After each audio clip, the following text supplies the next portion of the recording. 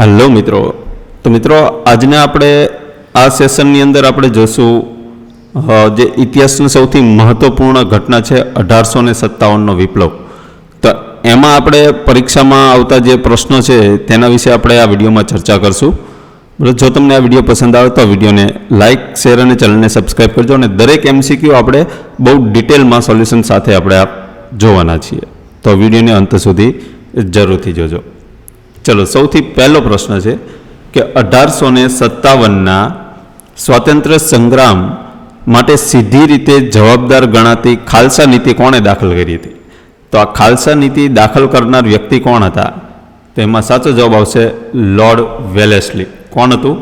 Lord Wellesley. તો આ જે ખાલસા નીતિ દાખલ કરી હતી. તો આપણે જોઈએ કે 1857ના બળવો અને નેતાઓના કેન્દ્રો કયા કયા હતા? તો કે દિલ્હીમાં કોણ હતું? તો કે જનરલ બખ્ત ખાન, કાનપુરમાં નાના સાહેબ, લખનૌમાં બેગમ હઝરત મહેલ, બરેલીમાં ખાન બહાદુર, બિહારમાં કુંવરસિંહ, ફૈઝાબાદમાં મૌલવી અહમદુલ્લા, ઝાંસીમાં આપણી રાણી લક્ષ્મીબાઈ અને બાગપતમાં શાહમલ. તો મિત્રો આ જે અલગ અલગ સ્થળો છે અને તેની સામે જે નેતાઓએ તેની આગેવાની કરી હતી તેના નામ છે. તો આ પણ આપણને MCQમાં પૂછાઈ શકે. ત્યારબાદ છે બેગમ હઝરત મહેલ, લખનૌ ખાતે તેમને શાસન સંભાળ્યું, જ્યાં 4 જૂન 1857ના રોજ બળવો ફાટી નીકળ્યો. અને આ બળવો ફાટી નીકળ્યો એટલે કે લોકપ્રિય સહાનુભૂતિ પદભ્રષ્ટ નવાબની તરફેણમાં બહુ જ ભારે પડી. અને બરેલી ખાતે રોહિલખંડના ભૂતપૂર્વ શાસકના જે વંશજ હતા ખાન બહાદુરને એમને આ આદેશ આપવામાં આવ્યો કે અંગ્રેજો દ્વારા આપવામાં આવતી પેન્શન વિશે પણ ઉત્સાહી ન હોવાથી તેમણે 40,000 સૈનિકોની સેનાનું આયોજન કર્યું અને અંગ્રેજો સામે સખત પ્રતિકાર કર્યો. કોને? બેગમ હઝરત મહેલે. ત્યાર પછી બિહારમાં એવું થયું કે બળવાઓનું નેતૃત્વ જગદીશપુરના જમીનદાર કુંવરસિંહે કર્યું હતું, જેને 70ના દાયકામાં એક વૃદ્ધ માણસ તેને અંગ્રેજો સામે ક્રોધ રાખ્યો કે જેણે તેની મિલકતોમાંથી વંચિત રાખ્યું હતું. અને દિનાપોર એટલે કે દાનપુરની અરરાહ પહોંચ્યા ત્યારે તેઓ નિસંકોચપણે સિપાહીઓ સાથે કુંવરસિંહ જોડાઈ ગયા હતા. અને ફૈઝાબાદના મૌલવી જે અહમદુલ્લાહે એ બળવાના અન્ય ઉત્કૃષ્ટ નેતા હતા. તે મદ્રાસનો વતની હતો અને ઉત્તરમાં ફૈઝાબાદ ગયો હતો અને જ્યાં તેણે બ્રિટિશ સૈનિકો સામે સખત લડાઈ આપી હતી. તો આ મિત્રો 1857માં જે આપણે સંગ્રામ જવાબદાર ગણાતી જે ખાલસા નીતિ હતી તેની સામે આ બળવો કરનાર આપણે ફેક્ટ જોયા. તો આમાંથી કોઈ પણ MCQ મિત્રો આપણે પૂછાઈ શકે, આમાંથી ઘણા બધા MCQ બની શકે. અને આ તમામ MCQ બનાવવા માટે મિત્રો આપણી એક જલ્દી જ ટેસ્ટ સિરીઝ આપણે લોન્ચ કરીએ છીએ, બરાબર? એ હજી અત્યારે કમિંગ સૂનમાં છે, લોન્ચ કરશું ત્યારે તેની અંદર જેટલા પણ ફેક્ટ્સ છે કોઈ પણ ટોપિકના ટોપિકમાંથી MCQ બનાવીને તમને પ્રેક્ટિસમાં આપવામાં આવશે. તો આ ચેનલ સાથે જોડાઈ રહીજો, એમાં તમને ઘણો બધો પણ ફાયદો થશે. ત્યાર પછી બીજો પ્રશ્ન જોઈએ કે ગુજરાતમાં 1857ના પ્રથમ સ્વાતંત્ર્ય સંગ્રામના બનાવો બાબતે નીચેના વિધાનો ઉપર વિચાર કરો. તો 3 વિધાન આપેલા છે. સૌથી પહેલું વિધાન છે કે શાહીબાગમાં કેન્ટોનમેન્ટ ખાતે આશરે 210 વિપ્લવી સૈનિકને મૃત્યુદંડ આપવામાં આવ્યો હતો. બીજું છે મૃત્યુદંડવાળી જે કોટડી હતી તેને ફાંસીઘર તરીકે ઓળખવામાં આવે છે. અને ત્રીજું છે કેપ્ટન રુથરફોર્ડ અમદાવાદમાં વિપ્લવને દાબી દીધો હતો. તો આ 3 વિધાનમાંથી સાચા વિધાન કયા છે? તો તેમાં જ આવશે ફક્ત બીજું વિધાન જે છે એ સાચું છે, આ બીજું વિધાન, અને બાકીના પહેલું અને ત્રીજું આ બંને ખોટા છે. એટલે કે મૃત્યુદંડવાળી જે કોટડી છે તેને ફાંસીઘર તરીકે ઓળખવામાં આવે છે. એટલે આ વિધાન સાચું છે અને બાકીના બંને વિધાન ખોટા છે. ત્યાર પછી ત્રીજો પ્રશ્ન, 1857ની ઘટનાની પ્રકૃતિ સંબંધિત નીચેના વિધાનો પર વિચાર કરો. પહેલું વિધાન છે કે અશોક મહેતાએ તેને આયોજિત યુદ્ધ ગણાવ્યું હતું. આ 1857ની જે વિપ્લવ હતો તેને અશોક મહેતાએ શું ગણાવ્યું હતું? તો કે આયોજિત યુદ્ધ. ત્યાર પછી વીડી સાવરકરે તેને સ્વતંત્રનું યુદ્ધ કહે છે. અને ત્રીજું છે કે ડૉક્ટર SNS કહે છે કે તે ધર્મની લડત તરીકે શરૂ થઈ અને લોકોને યુદ્ધની જેમ સમાપ્ત થઈ. તો આમાંથી સાચા વિધાન કયા છે? તો તેમાં જવાબ આવશે આપેલ તમામ. તો ઓપ્શન ડી સાચો જવાબ આવશે, આપેલ તમામ. એટલે કે 3 વિધાન જે છે તે સાચા છે. ત્યાર પછી ચોથો પ્રશ્ન જો કે 1857ના સંગ્રામમાં બનાવના સ્થળો અને સંબંધિત જોડીઓમાંથી કઈ જોડી યોગ્ય નથી? તો યોગ્ય નથી તે જોવાની છે. તો જવાબ આવશે ઓપ્શન ડી, એટલે કે જગદીશપુર, જે બિહારમાં જાગીરદાર રમણસિંહ, આ જોડી ખોટી છે. તો મિત્રો આગળના પ્રશ્નોમાં જ આપણે જોયું કે બિહાર ખાતે આપણે જો પહેલા જ પ્રશ્નમાં આપણે જોયું ને, બિહાર ખાતે કોણ છે? જો કુંવરસિંહ છે. બિહાર ખાતે કોણ આગેવાની કરી હતી? કુંવરસિંહે કરી હતી. અને તો આ પ્રશ્નમાં આપણને શું કીધું છે? આ પ્રશ્નમાં જગદીશપુર જે બિહાર જે છે તેમાં જાગીરદાર રમણસિંહ, તો આ જોડી બિલકુલ ખોટી છે. બાકી બરાકપુર લશ્કરી છાવણી જે બંગાળમાં શ્રી મંગળ પાંડેએ આગેવાની કરી હતી, કાનપુરમાં નાના સાહેબ પેશવાએ આગેવાની કરી હતી, અને લખનૌમાં આપણે જોયું બેગમ હઝરત મહેલ. તો આ ત્રણેય જોડી સાચી છે અને ચોથી જોડી ખોટી છે. તો આપણે જોયું, આપણે આગળ આપણે આ જોયું હતું, બરોબર. તો જે જોડી હતી કયા કયા સ્થળે કોને કોને આગેવાની લીધી હતી, અને ત્યાં તમામ આપણે ડિટેલ એમાં પણ આપણે જોઈ હતી. ત્યાર પછી પાંચમો પ્રશ્ન છે કે 1857ના સંગ્રામમાં ગુજરાતના નીચેના પૈકી કયા શહેરો સંગ્રામ કેન્દ્રો ન હતા? તો સંગ્રામ કેન્દ્રો કયા ન હતા? તો તેમાં જ આવશે વડોદરા, ભાવનગર અને ગોંડલ. જવાબ આવશે આ સંગ્રામ કેન્દ્રો ન હતા. જ્યારે અમદાવાદ, ગોધરા, સાબરકાંઠા, ખેડા, દ્વારકા, ઓખા, પાટણ, ખેરાળુ અને વિજાપુર, આ જે છે તે સંગ્રામના કેન્દ્રો હતા 1857ના વિપ્લવના. જ્યારે વડોદરા, ભાવનગર, ગોંડલ ન હતા. ત્યાર પછી છઠ્ઠો પ્રશ્ન કે 1857ના સ્વતંત્ર સંગ્રામ સંદર્ભે ઓખા, દ્વારકા વિસ્તારમાં નીચેનામાંથી કોને આગેવાની હેઠળ વિપ્લવની પ્રવૃત્તિઓ થઈ હતી? તો આપણને બધાને ખબર હોવો જોઈએ મિત્રો. કમેન્ટ, વિડીયોને પોઝ કરીને કમેન્ટ જરૂર કરજો, બરાબર. તો જવાબ આવશે જોધા માણેક, બરાબર. આપણને બધાને છે કે દ્વારકા, ઓખામાં કોને આગેવાની લીધી હતી 1857ના વિપ્લવમાં? જોધા માણેકે. તો તેમજ ગુજરાતના જે મહત્વના કેન્દ્રો અને આગેવાનો છે, તો આણંદમાં મુખી ગરબડદાસ જે ખેડૂતોના આગેવાન હતા, આંદામાન નિકોબાર જેલ જનાર પ્રથમ ગુજરાતી હતા. અહીંથી એક MCQ બને, બરોબર, કે આંદામાન નિકોબાર જે જેલ છે તેમાં જનાર પ્રથમ ગુજરાતી કોણ હતા? મુખી ગરબડદાસ. ત્યાર પછી નડિયાદમાંથી આગેવાની લીધી હતી દેસાઈ વિહારીદાસે. પાટણમાંથી મગનલાલ પટેલ જે સમોગામ માણસા ખાતે તેમને ફાંસી આપવામાં આવી. સંતરામપુરમાં મુસ્તફા ખાને લીધી હતી આગેવાની. સંખેડામાં રૂપા અને કેવળ નાયકે આગેવાની લીધી હતી, અને ઓખામાં તો આપણે જોયું જોધા માણેકે.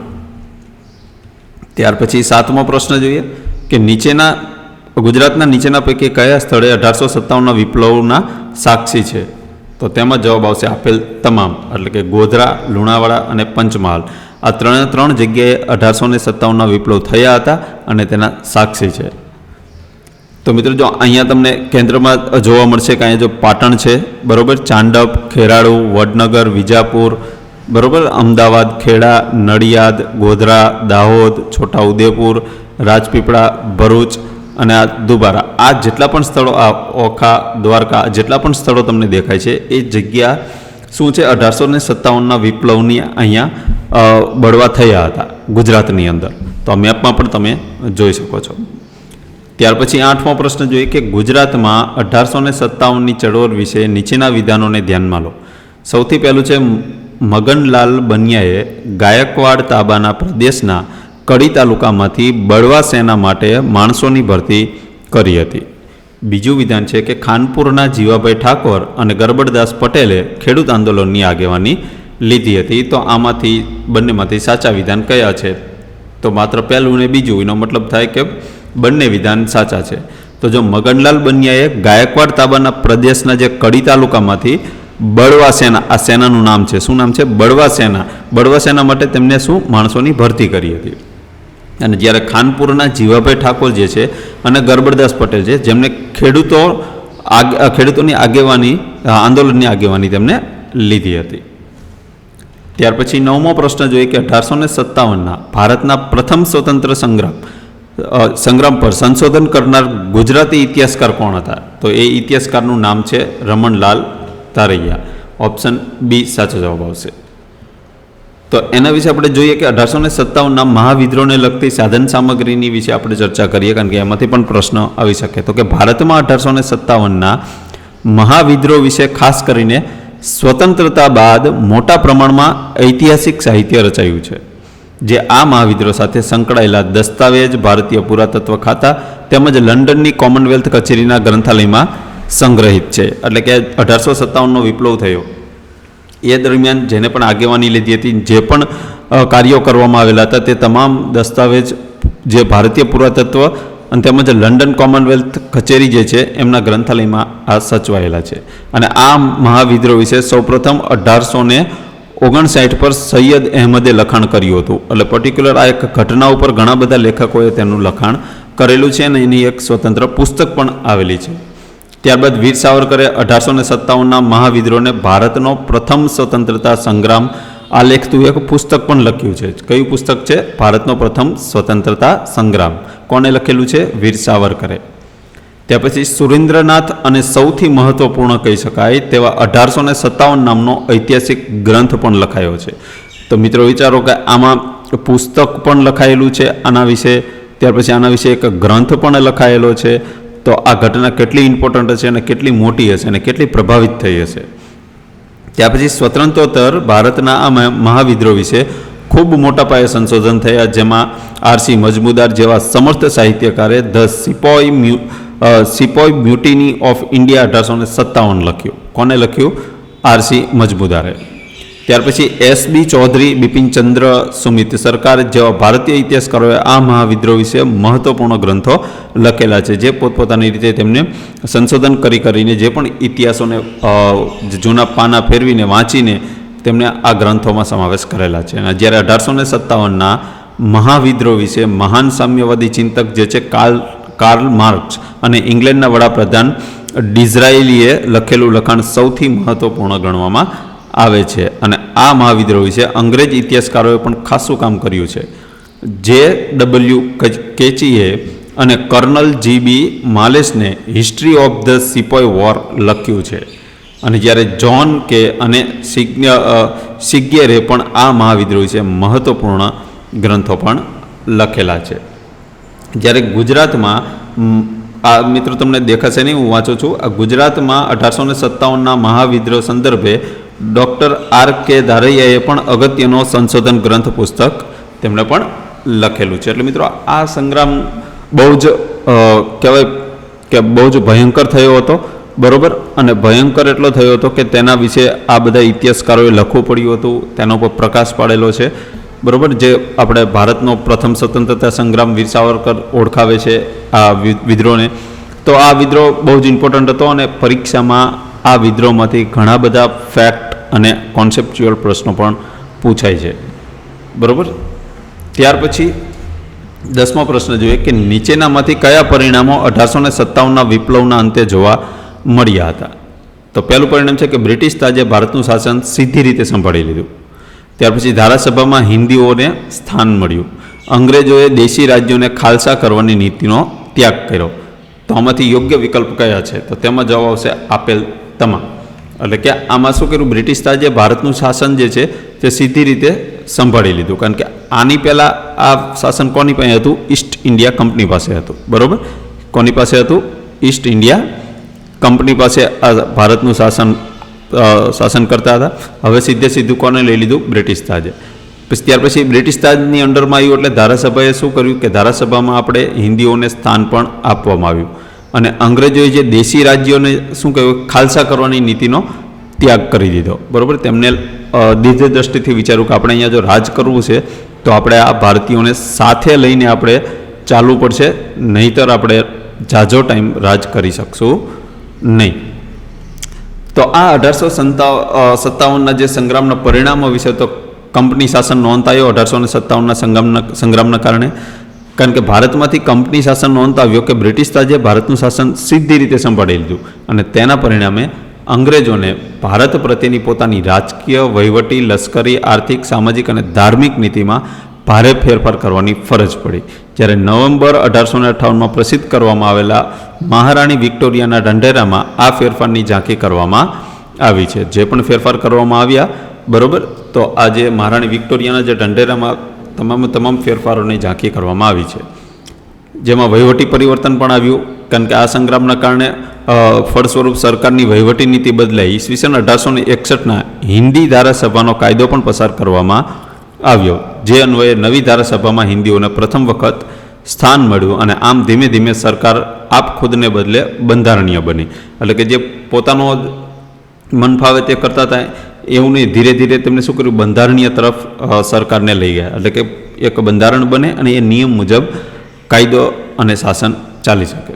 જ્યારે દેશી રાજ્યો પ્રત્યેની નીતિમાં બદલાવ થયો કે આ સંગ્રામને પરિણામે અંગ્રેજોએ દેશી રાજ્યોને જે ખાલસા કરવાની નીતિ હતી એનો ત્યાગ કરી દીધો અને હવે દેશી રાજાઓ જે છે તેમનો માન મરતબો જે હતો તે વારસાહક અને દત્તક પુત્ર લેવાના અધિકાર જેવા તેમના હકો જે છે તે જાળવી રાખવાની બાંહેધરી આપી. આના પરિણામે દેશી રાજ્યો અંગ્રેજોને વફાદાર બન્યા. દેશી રાજ્યોને એમ થયું કે અંગ્રેજો આપણને હવે સાચવી રહ્યા છે, એટલે અમુક રાજ્યો અંગ્રેજોને વફાદાર પણ બનતા ગયા. નોકરીમાં સમાન તકો પણ આપવા માંડ્યા. 1857ના સંગ્રામ બાદ અંગ્રેજ સરકારે હિન્દીઓને લાયકાતના ધોરણે ઊંચા હોદ્દા પર નિયુક્ત કરવાની પ્રથા પણ શરૂ કરી દીધી.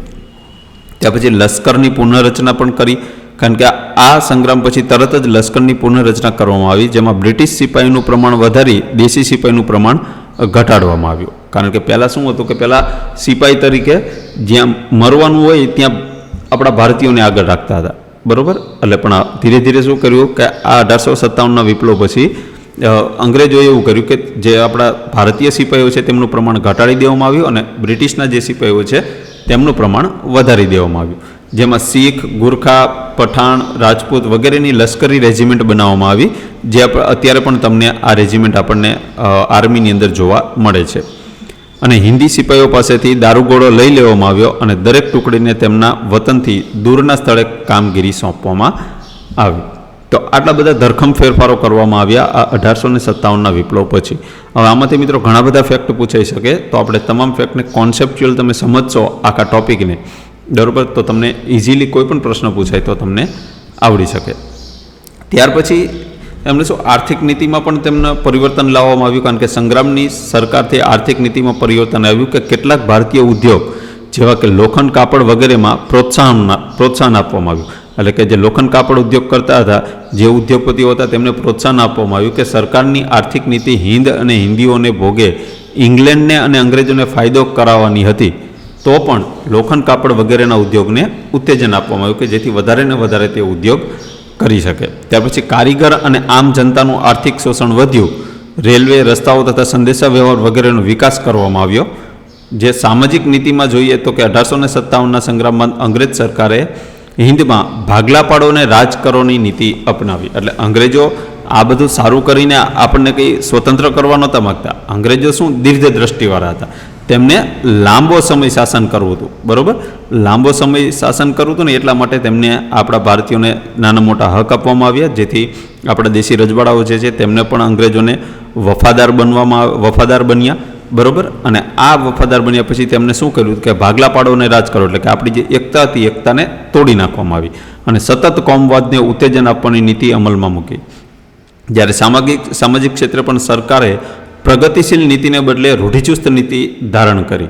એટલે કે રૂઢિચુસ્ત જે આપણે નીતિઓ હોય તેમને ભડકાવવામાં આવ્યા અને એ નીતિથી તેમને ધારણ કરીને આપણને ભાગલા પાડોને રાજ કરવાની નીતિ અમલમાં મૂકી. અને આમાં રૂઢિગત તત્વોનો સાથ મેળવી સરકાર પ્રગતિશીલ બળોને રોકવા માગતી હતી. હવે ધાર્મિક નીતિની વાત કરીએ તો કે બ્રિટિશ સરકારે સંગ્રામ બાદ પોતાની ધાર્મિક નીતિમાં પણ મોટો ફેરફાર કર્યો.